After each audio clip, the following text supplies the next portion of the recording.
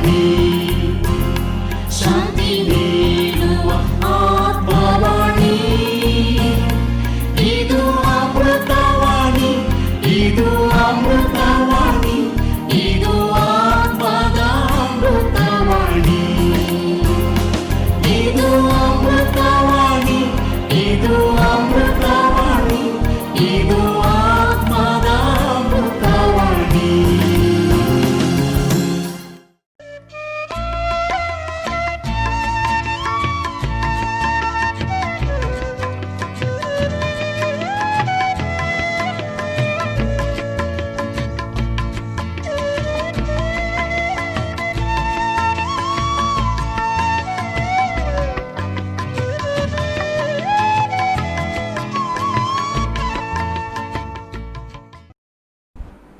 ಆತ್ಮ ಸಂತೃಪ್ತಿ.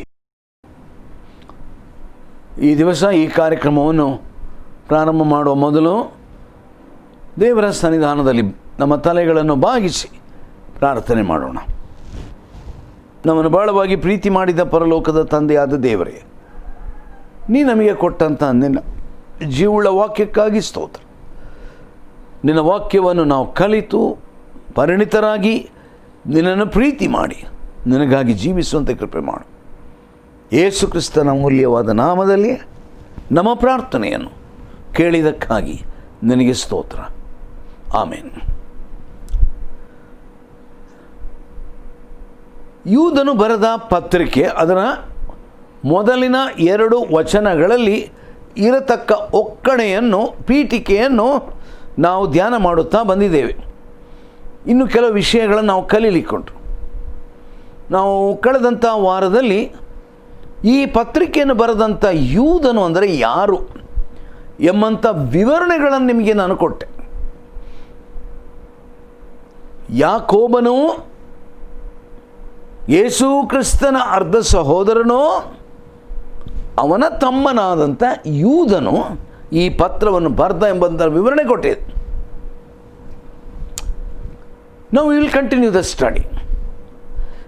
It is ironic that in God's providence, the Holy Spirit chose a man with the same first name as Judas Iscariot, the most infamous apostate of all times. ಎಲ್ಲ ಸಮಯದಲ್ಲಿ ಬಹಳ ಕೆಟ್ಟದಾದ ಹೆಸರನ್ನು ಪಡೆದುಕೊಂಡಂಥ ಇಸ್ಕರಿಯೋತ ಯೂದನ ಹೆಸರೇ ಉಳ್ಳಂಥ ಯೂದ ಎಂಬಂಥ ಹೆಸರನ್ನು ದೇವರು ಈ ಒಂದು ಅದ್ಭುತವಾದ ಪುಸ್ತಕವನ್ನು ಬರೀಲಿಕ್ಕೆ, ಪತ್ರಿಕೆಯನ್ನು ಬರೀಲಿಕ್ಕೆ ದೇವರು ಉಪಯೋಗ ಮಾಡಿದ.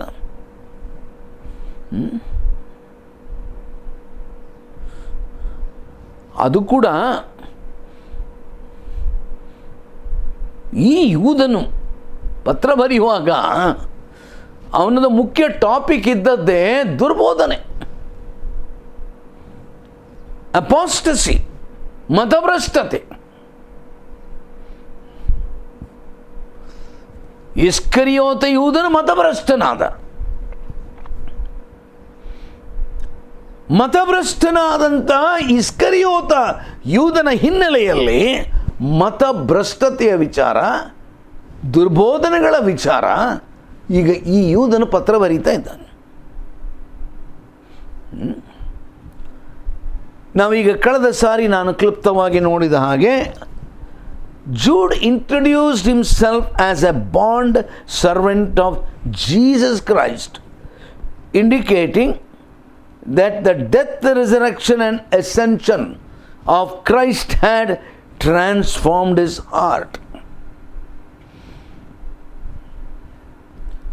ಯೇಸು ಕ್ರಿಸ್ತನ ದಾಸ ಎಂಬುದಾಗಿ ಯೂದನು ತನ್ನ ಕುರಿತು ಪರಿಚಯ ಮಾಡಿಕೊಳ್ಳುವಾಗ ಅದರ ಮೂಲಕ ಅವನು ತನ್ನನ್ನು ಯಾವ ರೀತಿಯಲ್ಲಿ ಪ್ರಕಟಪಡಿಸಿಕೊಳ್ಳುತ್ತಿದ್ದಾನೆ ಗೊತ್ತುಂಟ?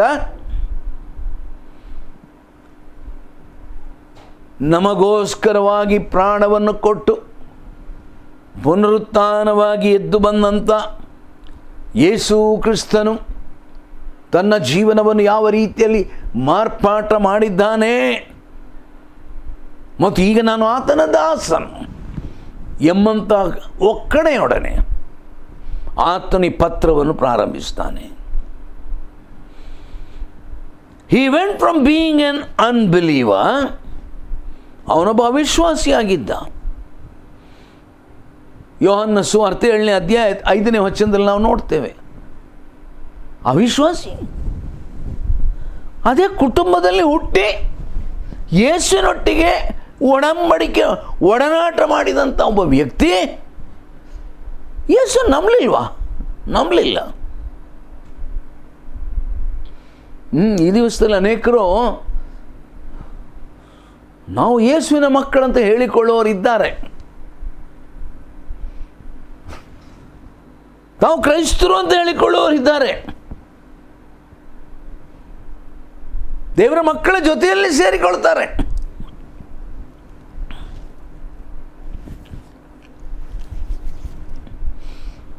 ಆರಾಧನೆಯ ಕೂಟದಲ್ಲಿ ಪಾಲು ತಗೊಳ್ತಾರೆ. ಅವ್ರು ಎಲ್ಲರ ಹತ್ರ ಹೇಳೋದು ನಾವು ಕ್ರೈಸ್ತರು ಅಂತ. ಆದರೆ ಅವರ ಜೀವನದಲ್ಲಿ ಯಾವ ರೀತಿಯ ಮಾರ್ಪಾಟವಿಲ್ಲ. ಇಂಥ ವ್ಯಕ್ತಿಗಳನ್ನು ಈ ಲೋಕದಲ್ಲಿ ನಾವು ಬೇಕಾದಷ್ಟು ನೋಡ್ಬೋದು. ಅದಕ್ಕೆ ನಾವು ಅದಕ್ಕೆ ಹೆಸರೇ ಕೊಟ್ಟಿದ್ದೇವೆ, ನಾಮಧೇಯ ಕ್ರೈಸ್ತ ಅಂತ. ಕೆಲವರಿಗೆ ಈ ಹೆಸರು ಕೇಳಲಿಕ್ಕೆ ಇಷ್ಟ ಆಗೋದಿಲ್ಲ, ಆದರೆ ವಿಧಿ ಇಲ್ಲ ನಮಗೆ. ಯಾಕಂದರೆ ಅವರು ಕೇವಲ ನಾಮಧಾರಿಗಳು.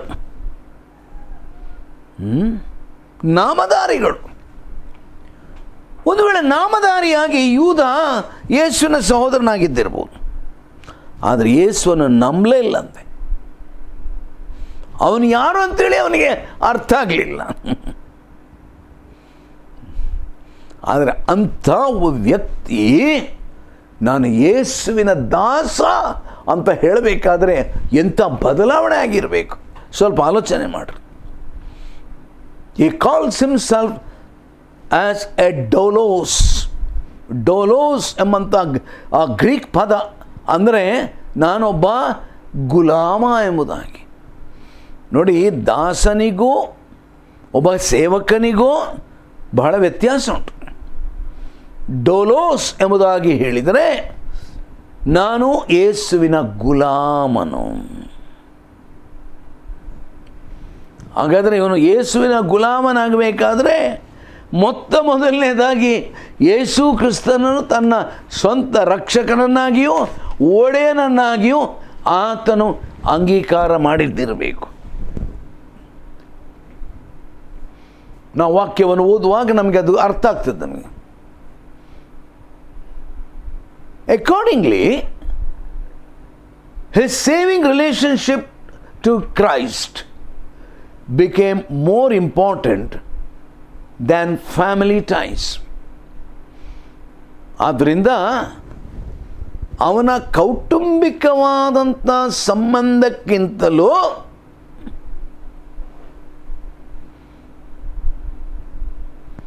ಆತನಿಗೆ ಉಂಟಾದಂಥ ಆ ರಕ್ಷಣೆಯ ಅನುಭವದ ವೈಶಿಷ್ಟ್ಯತೆ ಅದು ಪ್ರಾಮುಖ್ಯವಾಗಿ ಎಣಿಸಲ್ಪಟ್ಟಿತು.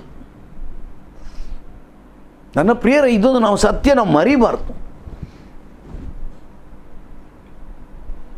ಯೇಸು ಕ್ರಿಸ್ತನ ಬಳಿಗೆ ಬಂದಂಥವರಲ್ಲಿ ನಮ್ಮಲ್ಲಿ ಅನೇಕರು ಬೇರೆ ಬೇರೆ ಹಿನ್ನೆಲೆಯಿಂದ ಬಂದವರಾಗಿರ್ಬೋದು. ನಮ್ಮಲ್ಲಿ ಕೆಲವರು ಬಹಳ ಐಶ್ವರ್ಯವಂತರಾಗಿರ್ಬೋದು, ಇನ್ನು ಕೆಲವರು ಬಹಳ ಬಡವರಾಗಿದ್ದಿರ್ಬೋದು, ಇನ್ನು ಕೆಲವರು ನಾವು ಲೋಕದಲ್ಲಿರತಕ್ಕಂಥ ಬಹಳ ಪ್ರಮುಖವಾದಂಥ ಒಂದು ದೊಡ್ಡ ಒಂದು ಧರ್ಮದಿಂದ ಬಂದವರು.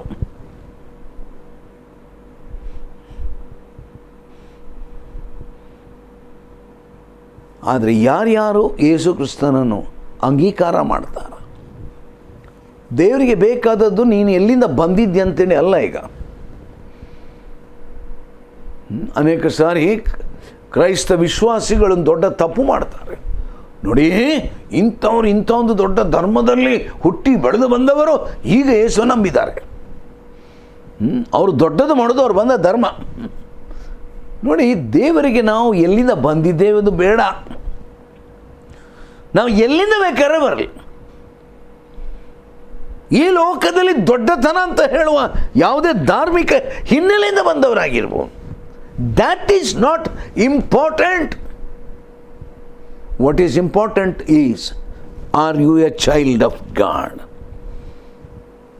Since when you are a child of God? ಎಷ್ಟು ಸಮಯದಿಂದ ನೀನು ಯೇಸುವಿನ ಮಗನು ಮಗಳಾಗಿದ್ದೆ? ನೋಡಿ, ಇದರ ಎಂಫಸಿಸ್ ನಮ್ಮಲ್ಲಿ ಇರಬೇಕು. ಆದ್ದರಿಂದ ಅನೇಕರು ಸಾಕ್ಷಿ ಹೇಳುವಾಗ ಅವರು ತಮ್ಮ ಹಳೆಯ ಜೀವನದ ಕುರಿತೇ ದೊಡ್ಡ ಕುಂಬಳಕಾಯಿ ಮಾಡಿ ಮಾತನಾಡ್ತಾರೆ. ನಾನು ಅಂಥವನಾಗಿದ್ದೆ, ನಾನು ಇಂಥವನಾಗಿದ್ದೆ. ಒಳ್ಳೆದು, ನಮ್ಮ ಸಾಕ್ಷಿ ಹೇಳಲಿಕ್ಕೆ ಕ್ಲುಪ್ತವಾಗಿ 1-2-3 ಮಾತು ಹೇಳಬಹುದು, ತಪ್ಪಿಲ್ಲ. ಆದರೆ ಅದರಲ್ಲಿ ನಾವು ಹೆಚ್ಚಳಮೆ ಪಡಬಾರ್ದು.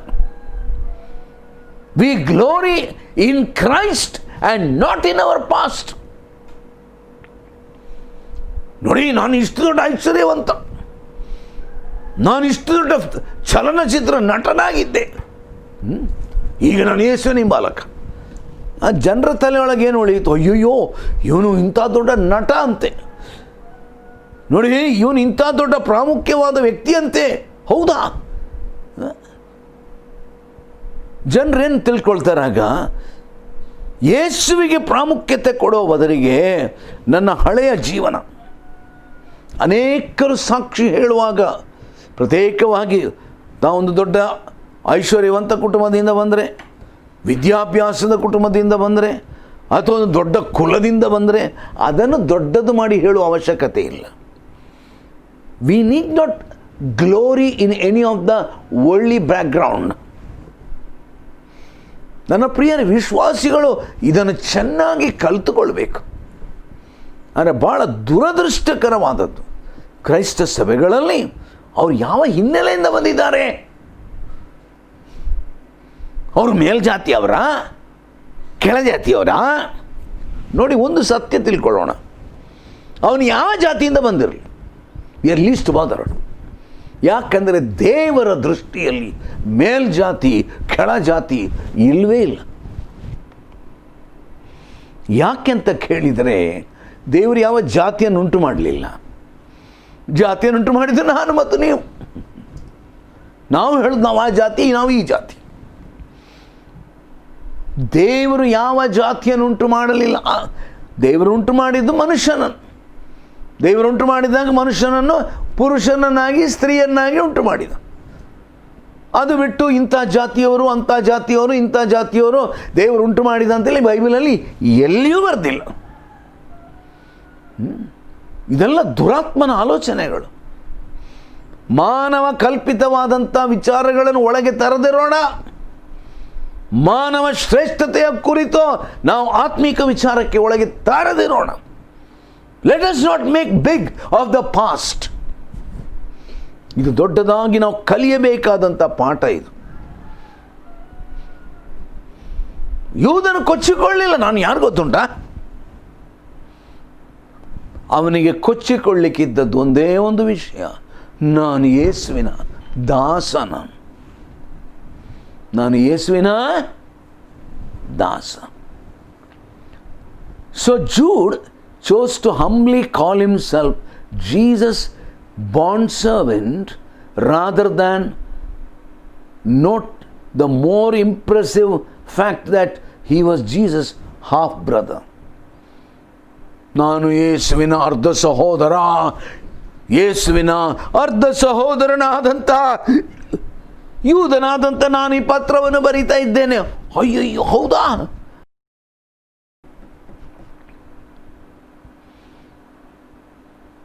ಈ ಪತ್ರ ಬರೆದದ್ದು ಯಾರು ಗೊತ್ತುಂಟಾ? ಯೇಸುವಿನ ಅರ್ಧ ಸಹೋದರ ಅಂತೆ. ಚ ಚ ಚ ಚ ಚ ಗ್ರೇಟ್.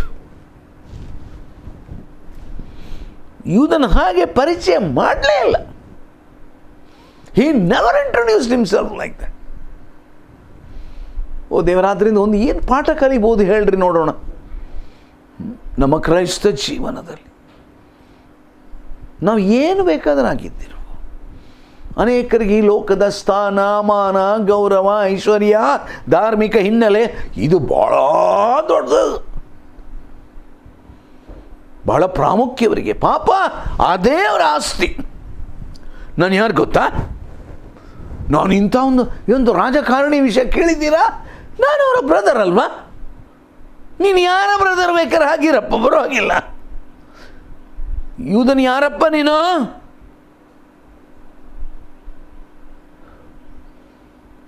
ನಾನು ಯೇಸು ಕ್ರಿಸ್ತನ ದಾಸ. ಒಂದು ವೇಳೆ ಇವತ್ತು ನಾವು ಈ ಯೂದನ ಕುರಿತು ಆಳವಾಗಿ ಅಧ್ಯಯನ ಮಾಡುವಾಗ ಈ ಯೂದನ ಯಾರಂತ ನಾವು ಸ್ವಲ್ಪ ಕಲಿತಾ ಇದ್ದೇವೆ.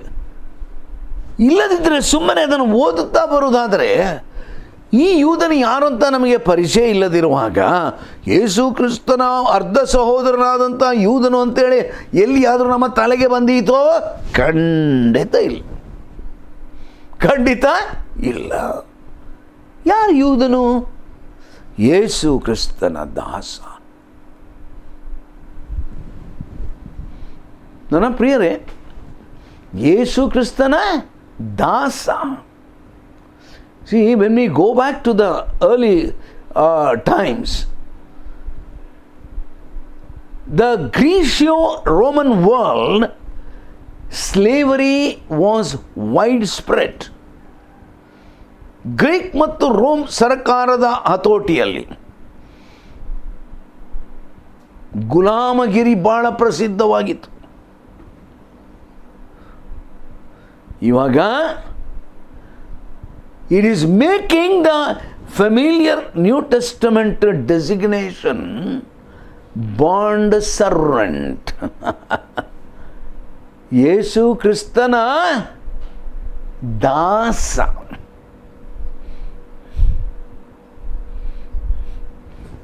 ಒಬ್ಬ ಸೇವಕನಿಗೂ ದಾಸನಿಗೂ ವ್ಯತ್ಯಾಸ ಉಂಟು. ನಮಗೆ ಅನೇಕ ಸಾರಿ ದೇವರ ಸೇವಕರಿಗೆ ದೇವರ ಸೇವಕರು ಅಂತ ಹೇಳ್ಕೊಳ್ತೇವೆ, ಆದರೆ ದೇವರ ದಾಸ ಅಂತ ಹೇಳಲಿಕ್ಕೆ ಒಂದು ವೇಳೆ ಮನಸ್ಸಿರಲಿಕ್ಕಿಲ್ಲ. ನೋಡ್ರಿ, ವ್ಯತ್ಯಾಸ ಗಮನಿಸಿರಿ. ಒಬ್ಬ ದಾಸ ಅಂತ ಹೇಳಿದರೆ ಇಂಗ್ಲೀಷಲ್ಲಿ ಸರ್ವೆಂಟ್. ನಮ್ಮ ಮನೆಯಲ್ಲಿ ನಮ್ಮ ಕೆಲಸ ಕಾರ್ಯಗಳಲ್ಲಿ ನಾವು ಅನೇಕ ಕೆಲಸದವರನ್ನು ನೇಮಕ ಮಾಡ್ತೀವಿ. ಆಮೇಲೆ ಆ ಕೆಲಸದವ್ರಿಗೆ ಏನು ಮಾಡ್ತೇವೆ ನಾವು? ಅವರಿಗೆ ಸಂಬಳವನ್ನು ಫಿಕ್ಸ್ ಮಾಡ್ತೇವೆ. ಅವರಿಗೆ ಬೇಕಾದಂಥ ಎಲ್ಲ ಉಪಚಾರ, ಊಟ ವಗೈರೆ ಅದನ್ನೆಲ್ಲ ಕೊಡ್ತೇವೆ. ಕಾಲಾನುಕಾಲಕ್ಕೆ ಅವರ ಸಂಬಳವನ್ನು ಏರಿಸ್ತೇವೆ. ಮತ್ತು ಒಬ್ಬ ಕೆಲಸದವನಿಗೆ ಅಥವಾ ಸೇವಕನಿಗೆ ಅನೇಕ ಹಕ್ಕುಗಳು ಪ್ರತಿ ದೇಶದಲ್ಲಿ ಉಂಟು, ಕೊಡಲ್ಪಟ್ಟಿದೆ. ಮಾನವ ಹಕ್ಕುಗಳು, ಹ್ಯೂಮನ್ ರೈಟ್ಸ್. ಆದರೆ ನೀವು ಚರಿತ್ರೆ ತೆಗೆದುಕೊಂಡು ಓದುವಾಗ ಗ್ರೀಕ್ ರೋಮನ್ ಕಲ್ಚರ್ನಲ್ಲಿ ಅವರ ಮಧ್ಯದಲ್ಲಿ ಗುಲಾಮರಂತ ಇದ್ದರಂತೆ. ಈ ಗುಲಾಮರು ಯಾರು? ಈ ಗುಲಾಮರನ್ನು ಬೇಕಾದಂಥವರು ಅವರು ಒಂದು ಏಲಂನಲ್ಲಿ, ಹರಾಜಿನಲ್ಲಿ ಅವರು ಈ ಗುಲಾಮರನ್ನು ಪಡ್ಕೊಳ್ತಿದ್ರು. ಗುಲಾಮರು ಅವರನ್ನು ಒಂದು ಮಾರುಕಟ್ಟೆಗೆ ತಂದು ನಾವು ವಸ್ತುಗಳನ್ನು ಮಾರಾಟ ಮಾಡಿದ ಹಾಗೆ ಅವರು ಗುಲಾಮರನ್ನು ಮಾರಾಟ ಮಾಡೋದಲ್ಲ, ಹರಾಜು ಮಾಡ್ತಿದ್ರು. ಒಬ್ಬ ಗುಲಾಮ, ಈಗ ಆಲೋಚನೆ ಮಾಡೋಣ. ಯೂದನೆಂಬಂಥ ಗುಲಾಮ, ಅದನ್ನು ಹರಾಜು ಮಾಡುವವನು ಹೇಳ್ತಾನೆ, ಈ ದಿವಸ ನಮ್ಮ ಹರಾಜನ್ನು ನಾವು 100 ರೂಪಾಯಲ್ಲಿ ಪ್ರಾರಂಭಿಸ್ತೇವೆ. 100 ರೂಪಾಯಿ, 100 ರೂಪಾಯಿ, 100 ರೂಪಾಯಿ. ಒಬ್ಬ ಹೇಳ್ದ, ಕೂಡಲೇ 200 ರೂಪಾಯಿ, 200 ರೂಪಾಯಿ, 200 ರೂಪಾಯಿ. ಅದು 100 ಹೋಗಿ 200 ಆಯಿತು, 200 ಹೋಗಿ 300 ಆಯಿತು, 300 ಆಗಿ 500 ಆಯಿತು, ಒಂದು ವೇಳೆ 5,000 ಆಯಿತು, 10,000 ಆಯಿತು. ಒಂದು 8-10 ಸಾರಿ ಕರೀತಾನೆ. 10,000 ರೂಪಾಯಿ, 10,000 ರೂಪಾಯಿ, 10,000 ರೂಪಾಯಿ. ಯಾರಾದರೂ ಜಾಸ್ತಿ ತಗೊಂಡ್ರೆ ಕೊಡ್ತೇನೆ ಈಗ 10,000. ಯಾರಾದರೂ ನಂಬರ್ 1 10,000 1, 10,000 2, 10,000 3 ಆಯಿತು. ಮುಂದೆ ಯಾರು ಬರಲಿಲ್ಲ.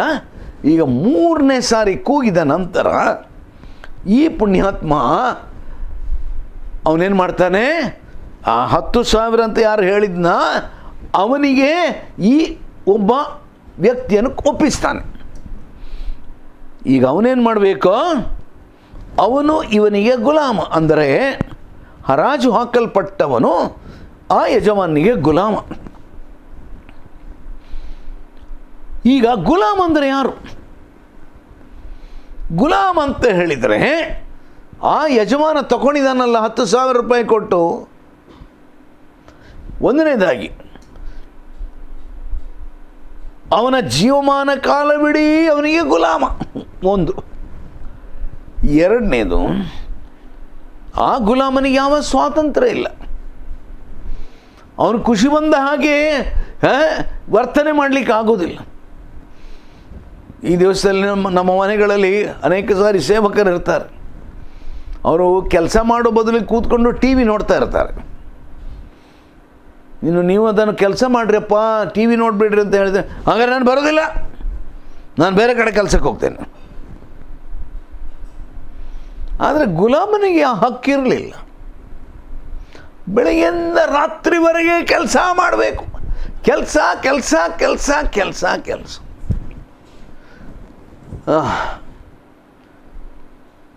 ಬೆಳಿಗ್ಗೆ ಹೊತ್ತಿಗೆ ಎದ್ದ, ನೀವು ಕೇಳ್ಬೋದು, ಬೆಳಿಗ್ಗೆ ಹೊತ್ತಿಗೆ ಟೈಮಿಗೆ ನಾಷ್ಟ ಆಗಬೇಕಲ್ಲ. ನಾಷ್ಟನೂ ಇಲ್ಲ, ಗೀಷ್ಟನೂ ಇಲ್ಲ, ಏನೂ ಇಲ್ಲ. ಇವನಿಗೆ ಪಾಪ ಹಸಿವೆ ಆಗ್ತಾ ಉಂಟು. ಬೆಳಿಗ್ಗೆ 8 ಆಯಿತು, 10 ಆಯಿತು, 11 ಆಯಿತು, 12 ಗಂಟೆ ಆಗೋ ಏನೋ ಒಂದು ತುಂಡು ಹಳಸಿದ ಬ್ರೆಡ್ಡೋ ಗಿಡ್ಡೋ ತಗೊಂಡು ಬಂದು ಬಿಸಾಕ್ದ. ನಾಯಿ ಕೂಡ ತಿನ್ನಲಿಕ್ಕಿಲ್ಲ ಅಂಥದ್ದು. ಪಾಪ ಈ ಗುಲಾಮ ತಿನ್ನಬೇಕು ಅದನ್ನು. ಹೊತ್ತಿನ ಊಟ ಅಂತ ಇಲ್ಲವೇ ಇಲ್ಲ. ಸಮಯ ಕಳೆದಂತೆ ಅವನಿಗೆ ಹೊಸ ಬಟ್ಟೆ ಇಲ್ಲ. ಯಾಕೆ? ಅವನು ಗುಲಾಮ. ನಾನು ಹೇಳ್ದಂಗೆ ಕೇಳಬೇಕು. ಹೇ ಇಲ್ವಾರ ಬಂದ, ನೋಡಪ್ಪ ಅಲ್ಲಿ ಹೋಗೋ. ಪಾಪ ಅವನಿಗೆ ಸರಿಯಾಗಿ ನಿದ್ರೆ ಇಲ್ಲ. ರಾತ್ರಿ ಅವನು ಮಲಗೋದೇ ರಾತ್ರಿ 1 ಗಂಟೆ 2 ಗಂಟೆ 3 ಗಂಟೆ. ಅಯ್ಯಯ್ಯೋ, ಇನ್ನೇನು ಸ್ವಲ್ಪ ಬೆಳಿಗ್ಗೆ 5 ಗಂಟೆ ಆಗಬೇಕಾದ್ರೆ ಮನೆ ಯಜಮಾನ ಎಬ್ಬಿಸಿ ಆಯಿತು. ಹೇಳೋ, ಏನೋ 5 ಗಂಟೆ ಆಯಿತು. ಪಾಪ ಇವನಿಗೆ ಮಲಗಿದ್ದೇ 2 ತಾಸು. ಇದು ಗುಲಾಮಗಿರಿ. ನನ್ನ ಪ್ರಿಯರೇ, ಇಂಥ ಗುಲಾಮಗಿರಿ ಬಹಳ ಪ್ರಸಿದ್ಧವಾದಂಥ ಕಾಲ. ಯಾವ ರೀತಿಯ ಸ್ವಾತಂತ್ರ್ಯ ಎಂಬುದು ಅವರಿಗೆ ಇರಲಿಲ್ಲ. ಯೂದನೇ, ನೀನು ಯಾರಪ್ಪ? ನಾನು ಯೇಸುವಿನ ಬ್ರದರು. ಅಲ್ಲಲ್ಲ, ನೀನು ಯಾರು? ನಾನು ಯೇಸು ಕ್ರಿಸ್ತನ ದಾಸ, ಗುಲಾಮ.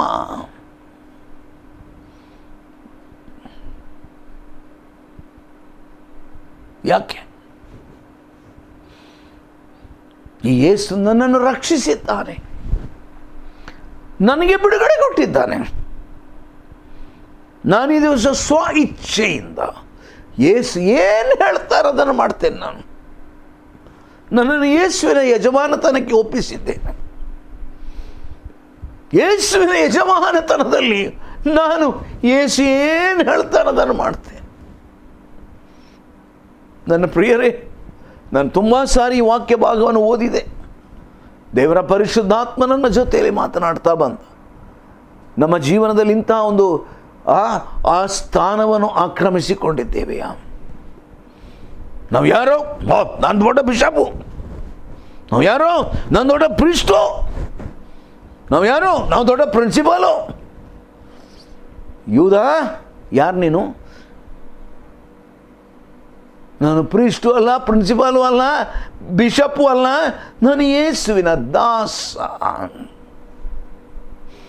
ಯೇಸುವಿನ ಗುಲಾಮ. ನನ್ನ ಪ್ರಿಯರೇ, ನಮ್ಮ ತಲೆಗಳನ್ನು ಬಾಗಿಸಿ ಪ್ರಾರ್ಥಿಸು. ಪ್ರೀತಿಯುಳ್ಳ ಸ್ವಾಮಿ, ಯೂದನು ಬರೆದ ಪತ್ರಿಕೆಯ ಪ್ರಾರಂಭ ಮಾಡಿದ್ದೇವೆ. ಆ ಒಕ್ಕಣೆಯಲ್ಲಿ ಯೂದನು ತನ್ನ ಕುರಿತು ಕೊಟ್ಟ ವರ್ಣನೆ, ದೇವರೇ, ನಮ್ಮನ್ನು ಬಹಳ ಮಟ್ಟಿಗೆ ತಗ್ಗಿಸುವಂಥ, ಪಾಪದ ಸ್ವಭಾವವುಳ್ಳಂಥ ನಾವು ನಮ್ಮನ್ನು ಹೆಚ್ಚಿಸಿಕೊಳ್ಳುವಂಥದ್ದು ಮನುಷ್ಯ ಸ್ವಭಾವ ಸಿದ್ಧವಾದಂಥ ವಿಚಾರ. ಆದರೆ ಕರ್ತನ ಈ ದಿವಸದಲ್ಲಿ ನಿನ್ನ ಸೇವೆಯನ್ನು ಮಾಡುವಂಥ ಗುಲಾಮರು ಬೇಕಾಗಿದ್ದಾರೆ.